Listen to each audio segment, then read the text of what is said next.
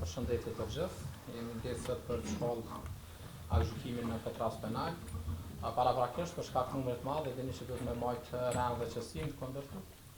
Urdhëroheni organet përgjegjëse, respektivisht persona përgjegjës, që po që se ka ndonjë reagim të ndërmend në gjitha masat e nevojshme. Trupi gjykues pas këshillimit dhe votimit ka shmuar se nuk nevojitet që posteri të hapet shqyrtimi gjyqësor për plotësimin e procedurës ose për sqarimin e ndonjë çështje konkrete. Andaj, në bazë të nenit 358 të kodit procedurës penale, në emër të popullit, trupi gjykues një zëri merr dhe shpall këtë aktgjykim.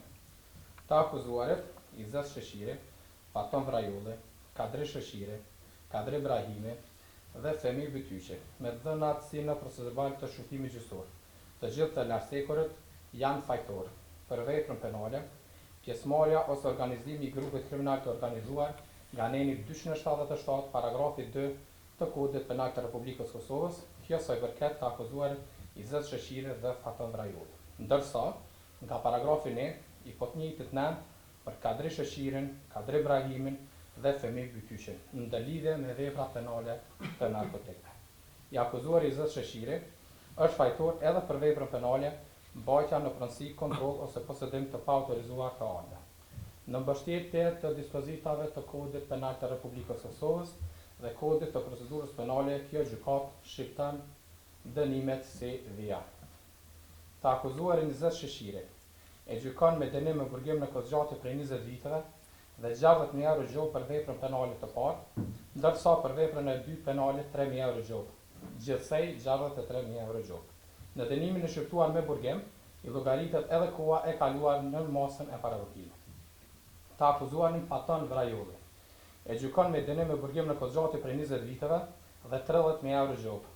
Në dënimin e shqyrtuar me burgim, i llogaritet koha e kaluar në masën e paravotimit. Të akuzuarin Kadri Sheshiri e gjykon me dënim me burgim në kozgjate prej 15 viteve dhe 5.000 euro gjobë. Në dënimin e shqyrtuar me burgim, i llogaritet koha e kaluar në masën e arrestit shtëpiak dhe të paraburgimit.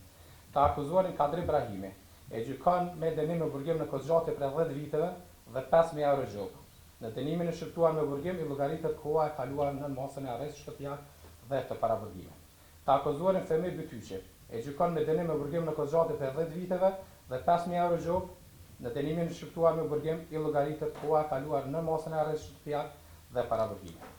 Të akuzuarve Izet Sheshiri, Faton Vrajolli dhe Kadri Sheshiri ju vazhdohet masa e paraburgimit deri në plotësishmëri të këtij aktgjykimi, por jo më gjatë se dënimi i shqyrtuar. Ndërsa me aktvendim të veçantë, të akuzuarve Kadri Ibrahimi dhe Femi Bytyqi ju taktohet masa e paraburgimit deri në plotësishmëri të këtij aktgjykimi, por jo më gjatë se dënimi i shqyrtuar.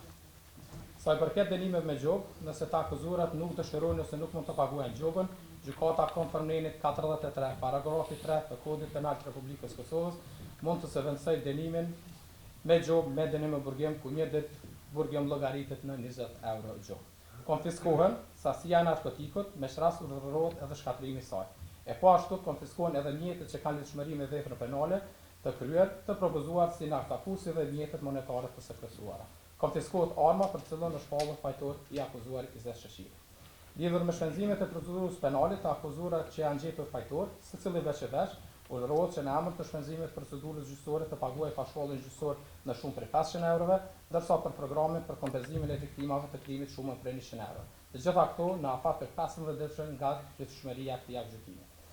Një arsyetim më i detajuar lidhur me çështjet ligjore të aspekt procedural, konstatimin mbi gjendje faktike që ka vërtetuar kjo gjykatë, si dhe vlerësimet për sankcionin penal të shqyrtuar, do të jepet me arsyetimin me shkrim të vendimit të kësaj gjykate. Krejnë fond, falë të pakënaqura, gjykata i udhëzon në këshillën juridike që kundër këtij aktgjykimi është e lejuar ankesa në afat prej 30 ditësh nga dita e marrjes së të njëjtës gjykatës apelit Prishtinë përmes kësaj gjykate. Ky është vendimi i gjykatës.